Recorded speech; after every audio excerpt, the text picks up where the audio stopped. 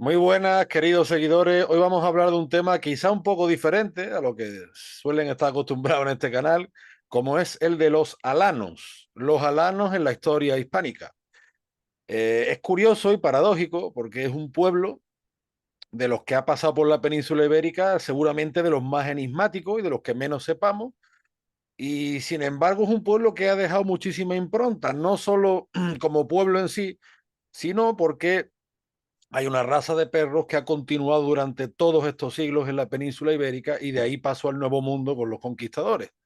Entonces, pues creíamos que era oportuno hablar de este tema por todo lo que significa el nombre alano en la historia hispánica y, por supuesto, con nuestro pana Emilio Acosta Ramos de Venezuela Provincial. ¿Qué tal, Emilio? ¿Cómo vamos? Hola Antonio, bueno, antes que nada, darte las gracias como siempre por la invitación a tu canal de YouTube, Antonio Moreno Ruiz. Y sí, vamos a estar hablando el día de hoy de este pueblo, los alanos, ¿no? O también vándalos, como lo suele reseñar la historiografía, ¿no? A los vándalos.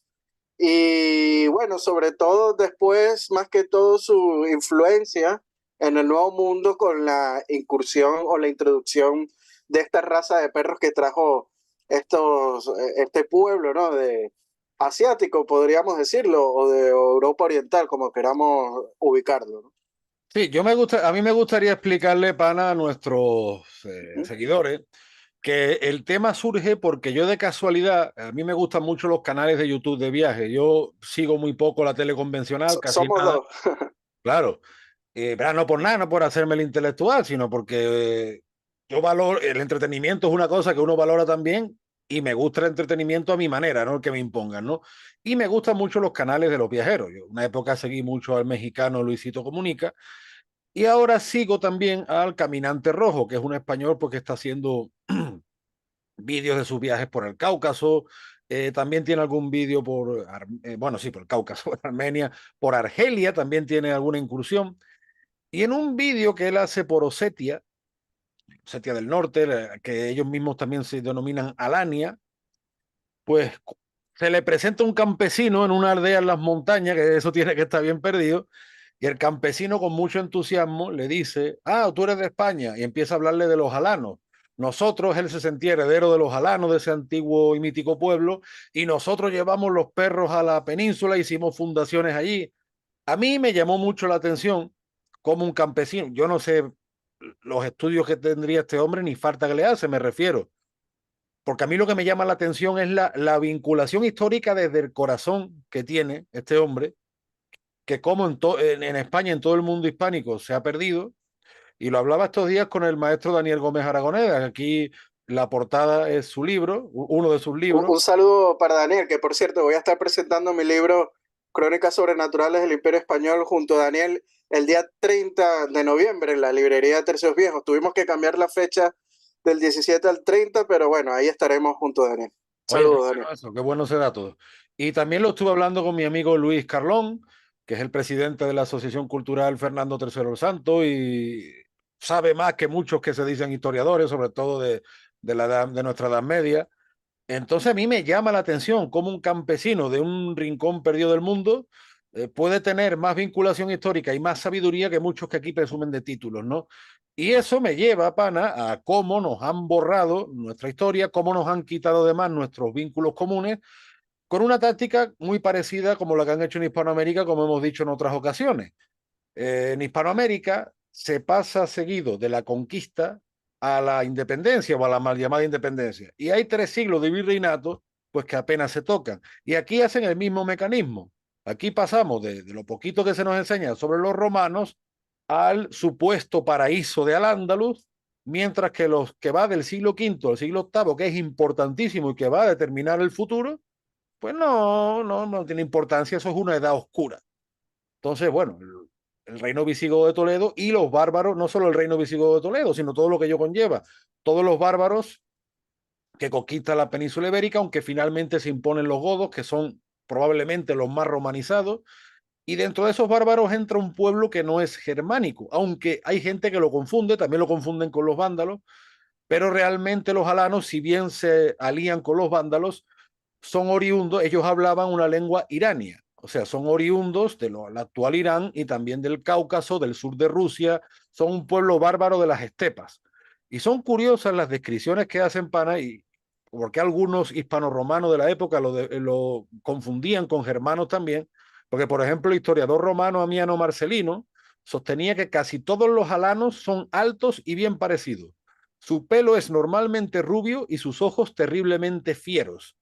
Estamos hablando de un pueblo guerrero, es un pueblo que no practicaba mucho la agricultura, que tenía una tendencia al nomadismo. Ellos son herederos del mundo escita, de los sármatas, y influyeron culturalmente en los visigodos. Daniel Gómez Aragonés siempre dice, por ejemplo, Pana, que Castilla es una tierra cetrera, ¿no? Por antonomasia.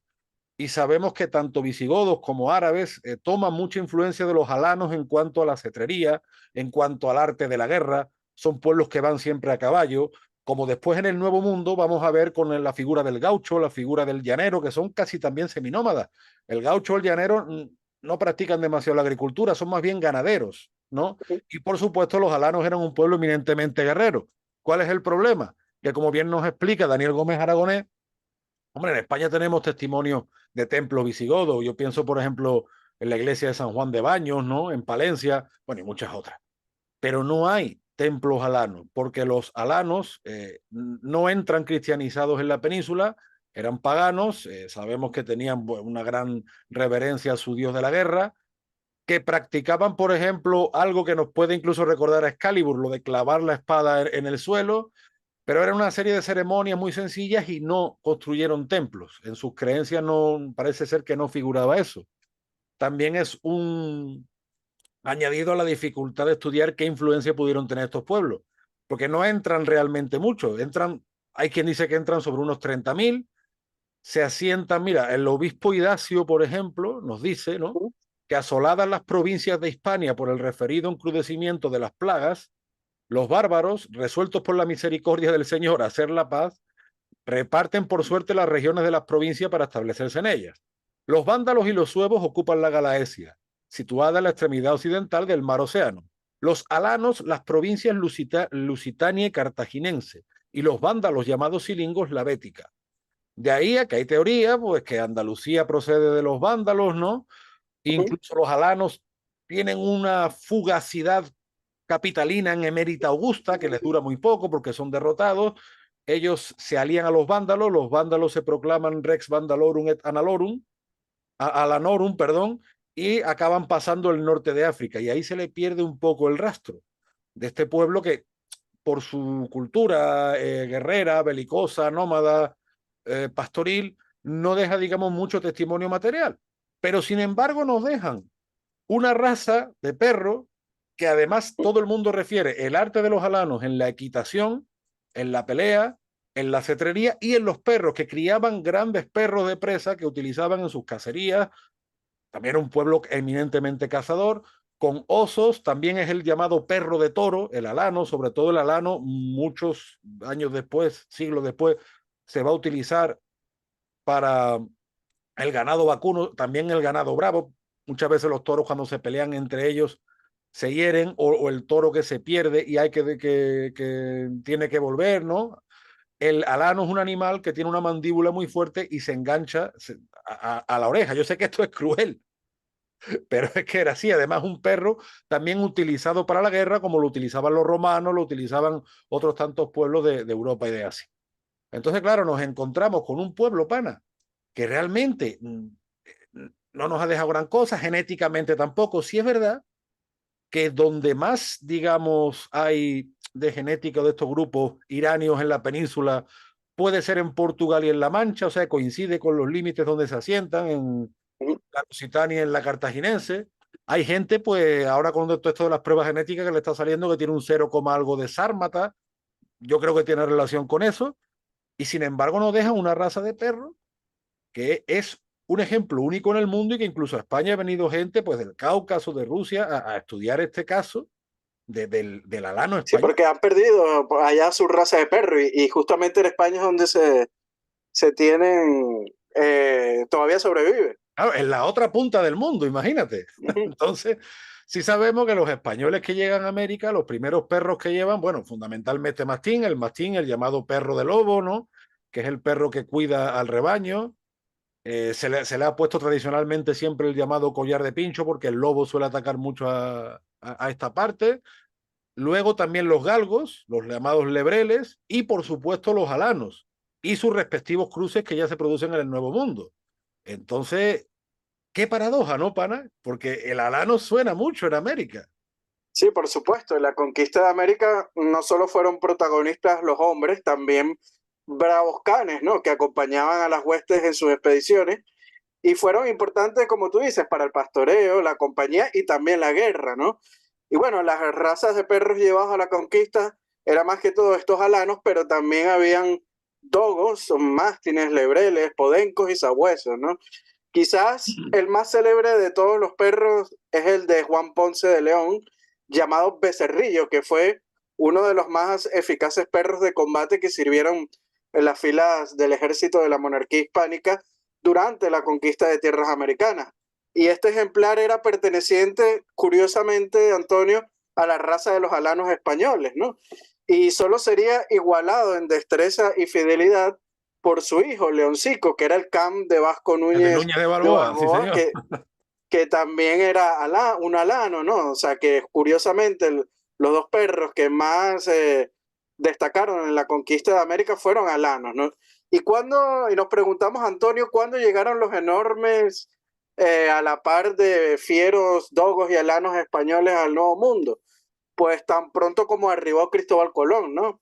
Y es que cuando Colón desembarcó, al comienzo con mástines italianos para los primeros reconocimientos y habiendo advertido tanto él como sus tripulaciones la hostilidad de los indios caribes, hay que recordar esto también, se decidió que para el segundo de los viajes ya fueran a ultramar las razas castellanas mejor entrenadas para la guerra.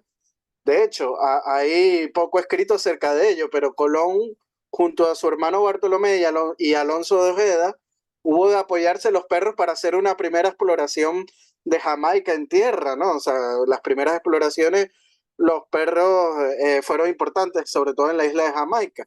Y estos nativos, los caribes, comían canes de pequeño tamaño, ¿no? Práctica habitual en gran parte de América. Recordemos a los famosos chihuahuas que los aztecas también se los comían. Pero bueno, los cristianos allí denominaron gosques, ¿no? A esos perros. Perros que cuando asusaba la carestía de algunos alimentos fueron también probados por los españoles, dejando Guillermo Coma buena cuenta de su preparación culinaria, o el también cronista Fernández de Oviedo la opinión de quienes se llevaron una ración a la boca constatando que cito a Fernando de Oviedo. Loan este manjar y dicen que les parece no menos bien que cabritos. O sea, imagínate, ¿no? Yeah. Todas las necesidades que pasaron estos primeros hombres en la época del descubrimiento de América y los primeros años de la conquista, ¿no? Y de modo evidente el choque produjo en una nutrida y divergente amalgama de pueblos ver los perros que, con los que se habían de acompañar los españoles, pues despertaba también un terror absoluto, ¿no? Porque Claro. eran dogos y alanos de un peso aproximado de 45 kilos, ataviados con escapiles de algodón, pectrales tachuelados o estos collares, digamos, gruesos, ¿no? De piel jalonados con púas de acero. Y con el tiempo, pues muy especialmente, Antonio, a partir del siglo XVII, además de dogos y alanos, se sumó el galgo y el presa canario, hay que recordar También. también, ¿no? Que se importó a América desde las Islas Canarias. Y bueno, el cruzo del dogo español y el bull terrier inglés también fue muy famoso, ¿no? En las Indias. Sí, aquí, por ejemplo, más recientemente, tú sabes, la presencia de muchos bodegueros ingleses e irlandeses por la zona de Jerez de la Frontera y de Cádiz, pues el cruce de los perrillos rateros con el terrier, con esa raza, da lugar al bodeguero andaluz, que es un perro ahora muy popular que está extendido por toda España. O sea, ese tipo de cruces que muchas veces son más o menos casuales, te da toda una línea de canes, ¿no? Además, perros me refiero, el concepto del perro de trabajo, porque el mastín, hay quien se queja, yo sigo algunas páginas de estos de mastines españoles, de que en los años 60 empiezan a cruzarlo con otra raza para hacer concursos de belleza cuando el mastín es un perro de trabajo y su labor es fundamentalmente cuidar el rebaño y el alano es un perro fundamentalmente de presa. hay su controversia. Hay quien dice, pana, que el nombre en verdad derivaría de albano porque es en los Balcanes donde este tipo de molosos desde época romana siempre ha existido y lo vemos también en Italia, concretamente en la isla de Cerdeña. Pero sí es verdad que los cronistas coinciden en que los alanos tenían muy buenos perros de presa y que entraron en la península con ellos y con sus caballos. Entonces, bueno, Sí, eh, bueno, es que para pasar de lo que es la zona del Cáucaso hasta España tuvieron que haber pasado por toda esta zona de los Balcanes y el centro de Europa primero, claro, ¿no? no, de hecho, fíjate que los alanos, por ejemplo, estaban muy asentados también en la Galia, porque los alanos son uno de los muchos pueblos que van desplazando los hunos. Claro, y recorren todo el continente, igual que mastines, por ejemplo, vemos desde el extremo oriente al extremo occidente, igual que hay perros de presa, ¿no? Y los alanos, por ejemplo, bueno, había una teoría antes que Cataluña significaba algo así como Gotalunia, godos y alanos, pero esta teoría a día de hoy está desechada. Cataluña parece ser que es más bien tierra de castillos o algo así, pero bueno, además de hecho Cataluña es un nombre más bien tardío, ¿no? Pero me vengo a referir, pana, cómo, la paradoja, cómo el nombre alano ha quedado reservado a un perro, que además es un tesoro único en el mundo. De esos dogos españoles van a surgir muchas razas también en Francia, en Inglaterra, y al final es lo que decimos, todo la influencia que ha tenido la historia hispánica de una manera u otra, y que nosotros mismos no somos conscientes de esa proyección. A mí el tema de los alanos me fascina también, por ejemplo, yo soy neófito en lo que es la literatura de Robert Howard, el autor de Conan. Yo de adolescente me gustaba mucho, hubo un momento que lo dejé y ahora la vejez lo estoy recuperando. Y yo siempre le he visto lo he hablado mucho con Gonzalo Rodríguez García, gran amigo de Daniel Gómez Aragonés, uno de los Ujú. mayores expertos en el mundo celta y los pueblos bárbaros en general. Y yo siempre le decía a él que yo a Conan le he visto hechuras de alanos. Y realmente Howard se inspira tanto en los pictos como en los escitas, que son los antepasados de los alanos, para componer el personaje de Conan. Y luego, como dice Daniel Gómez Aragonés, el profesor García Moreno, uno de los mayores expertos de los godos, siempre habla de la sarmatización de los godos, de cómo los godos en ese enorme periplo que les lleva desde Suecia a acabar en la península ibérica y pasan por Crimea y pasan por la actual Rumanía, cómo adquieren muchos hábitos culturales de los alanos y cómo ese perro de presa se queda en la península y pasa al Nuevo Mundo. O sea, es que es una epopeya increíble. No, incluso en Venezuela también hubo presencia de estos canes durante la conquista, ¿no? Porque señala el cronista José de Oviedo Ibáñez en su obra Historia de la Conquista y Población de la Provincia de Venezuela, que en 1577, en los pueblos que llamaban del Partido de Salamanca, se encontraba en una casa aislada de un valle el conquistador extremeño Garci González de Silva, ¿no? Y este, junto a 4 soldados y un perro, al parecer varios indios de la zona planearon una emboscada ocultando las armas, ¿no? Y piden pasar la noche en la morada amistosamente, ¿no? Y curiosamente, Antonio, a mitad de la noche atacan y cita Oviedo Ibáñez lo siguiente, con tu permiso, lo Sí, cito, claro. Antonio. Garci González acudió a desatar un perro de armas que aquella noche, porque no hiciese daño a los indios, teniéndolos por amigos, lo había mandado amarrar con una cadena a un poste y, armado con la frazada y el acicate y el perro, salió a buscar a los indios que a poca distancia de la casa se habían quedado parados y rompiendo por medio del escuadrón con más braveza que un toro, sin que los acobardasen los golpes de las macanas con que le tiraban todos. Iba hiriendo con desesperación a unos, mientras el perro con coraje despedazaba a otros, hasta que habiéndole dado un macanazo a espaldas que le obligó a hincar en tierra ambas rodillas, viéndose ya postrado y sin la ayuda del perro, porque ya se lo habían muerto. Apeló a la pronta viveza de su ingenio y como si estuviera algunos soldados prevenidos para que pudieran socorrerle de aquel lance. Levantó el grito diciendo, amigos y compañeros, ahora es tiempo de acometer a estos perros para que no queden sin castigos, a cuyas voces poseídos los indios de un pánico de terror, sin saber de quién huía, dando confusos alaridos con precipitada fuga, se echaron por una ladera abajo. Increíble, ¿no? Esta crónica de José Oviedo Ibáñez, ¿no? Que Claro, cuenta de cómo los perros fueron tan importantes en este proceso de conquista del Nuevo Mundo.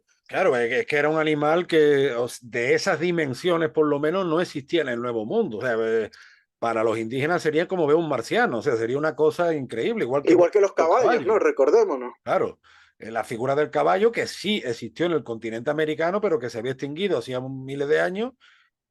Imaginémonos estos pueblos amerindios cuando ven caballos, ven esos perros de esas dimensiones, o empiezan a ver animales completamente desconocidos para ellos, como por ejemplo, qué sé yo, los cerdos, las Las vacas. vacas.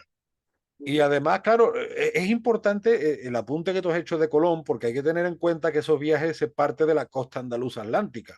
Ujú, De Doñana, que es una zona donde hay mucho ganado salvaje, tanto de caballos como de vacas y toros y demás. Y entonces, claro, tanto mastines como alanos son pueblos, son perros, perdón, muy importantes para esas labores ganaderas también.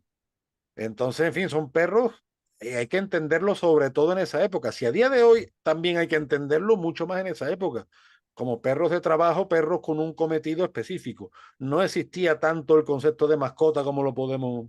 Te lo digo porque muchas veces, pana, se ujú. aplica el presentismo y eso es un absurdo.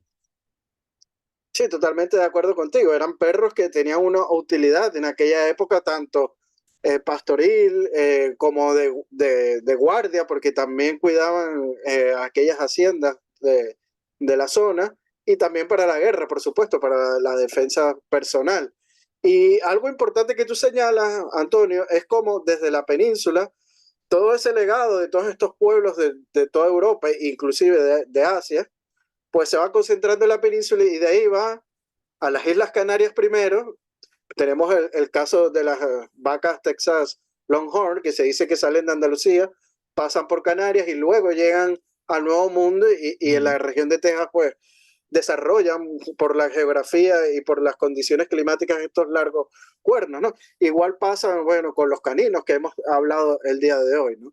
Sí, sí, totalmente, totalmente. Es una epopeya histórica y por eso te digo que yo me revelo con que nos roben 300 años de nuestra historia, igual que se hace en América, porque además es robarte uno de los mayores entendimientos que puedes hacer de tu historia y no por excluir, sino por lo que te unen. Porque, hombre, a mí me llama la atención de que ese campesino de Osetia hable de esa unidad y de esa proximidad y con esa vinculación en el corazón. Es que ¿No? eso Y no lo dijo se muy trata. contento, muy alegre. Sí, Estaba el sí. hombre, ah, eres español, qué bueno.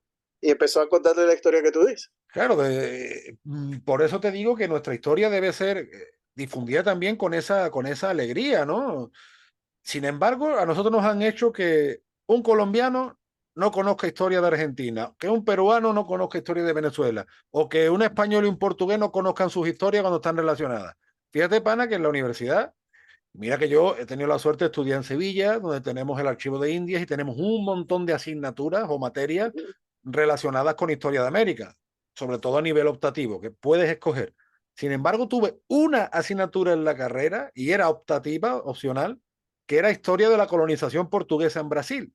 Ujú. Porque es que, verán, que no culpo por ello a la universidad, sino que me vengo a referir que es un problema de mentalidad y sobre todo que viene del siglo XIX, de estudiar nuestra historia aislada y fuera de su contexto, cuando debería ser justo lo contrario, nuestra historia tiene un alcance universal, ¿no? Sí, los llamados localismos, igual pasa en Hispanoamérica después de las independencias. Claro, Se sí, sí. centran solamente en los localismos y olvidan que la historia de esos 300 años virreinales pues está unida, ¿no? A la monarquía hispánica de todos los territorios. Y es triste, ¿no? Que suceda esto, pero bueno, estamos aquí para rescatar esa historia que nos une y que es tan rica, ¿no?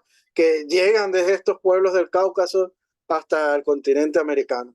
Hoy, por eso, estos días lo hablaba yo con el pana y decíamos, vamos a darle con furia a Lana, A Lana, así, así con todo el barbarismo, como el libro de Daniel, con el libro Bárbaros del del Infierno. maestro.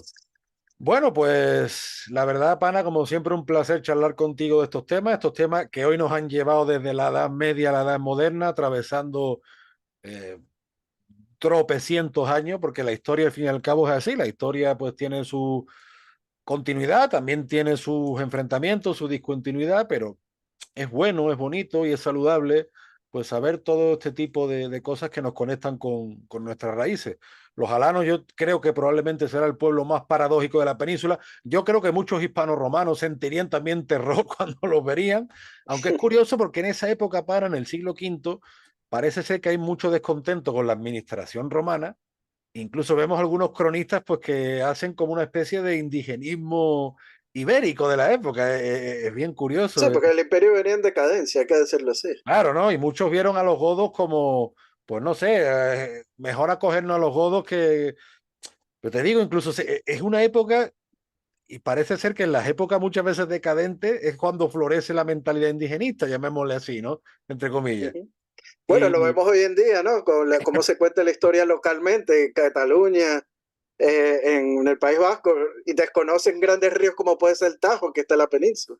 bueno, es lo que dice Iván Vélez, nuestro amigo Iván Vélez, los separatismos son los indigenismos ibéricos, tal cual, ¿no? Correcto. Y esa mentalidad de tener una historia dividida artificialmente en compartimentos estancos, lo único que nos hace daño. Pero bueno, hoy le hemos dado con furia a Lana. Como siempre, un placer, pana, charlar contigo de estos temas, atravesar, coger nuestra máquina del tiempo. Y bueno, tú sabes que siempre desde este canal se recomienda que visiten, le den me gusta a Venezuela Provincial en YouTube, en Facebook, en Instagram. Por supuesto que sigan tus artículos. Tú siempre estás muy activo, de vez en cuando te peleas con el mundo, si no, Camino de Guanajuato. Y por supuesto, combinamos a comprar las crónicas sobrenaturales del Imperio Español que pueden adquirir por Amazon y un servidor pues ha tenido el inmerecido honor de hacerle el prólogo. No, pues tu prólogo ha sido fantástico, ¿no? Pero bueno, contando con lo de Caminos Guanajuato, allá llorar a las momias si no les gusta lo que publicamos, ¿no? Siempre nos basamos en fuentes de trabajo, en fuentes primarias y un trabajo de rigor histórico, ¿no? También aprovechamos a los seguidores de Venezuela Provincial seguir a Antonio Moreno Ruiz en sus redes sociales. Está en Facebook como página oficial de Antonio Moreno Ruiz, en Twitter como Un Andaluz Indianos. Suscríbanse a su canal de YouTube y también se creó una cuenta por Instagram, En está nuevo, Instagram, sí, síganlo sí. para que sume más seguidores, ¿no? Y bueno, si quieren ser patrocinantes o mecenas de nuestro proyecto de divulgación histórica, pueden hacerlo a través del Patreon tanto de Antonio Moreno Ruiz como de Venezuela Provincial. Con tan solo €1, lo que puede costar una caja de chicle, pues ya nos están ayudando en este proyecto de divulgación histórica. Aprovechamos, Antonio, para enviarle un fuerte saludo y abrazo a nuestros mecenas, como lo son Gabriela Arrieta, Ángel Suárez, Juan Cristóbal García, Lomeli Sam, Daniel Sierra, Mario Pérez y... Fran García, mi paisano. Y por supuesto, pana, a ti que te gusta el rock y el metal y eso, animar a los metaleros, pues que también se inspiren en los Alanos y en los libros de Daniel Gómez Aragonés y de Gonzalo Rodríguez García, que nunca está de más. Exacto, son grandes, grandes divulgadores históricos y que hacen una gran labor. Así sea, pana. Pues Dios mediante, pronto volvemos con más temas hispánicos. Como siempre, te mando un fuerte abrazo desde el puerto y la puerta de las Indias. Y yo otro desde la Bella y Corte de Madrid, Antonio. Hasta la próxima. Chao, chao. Adiós.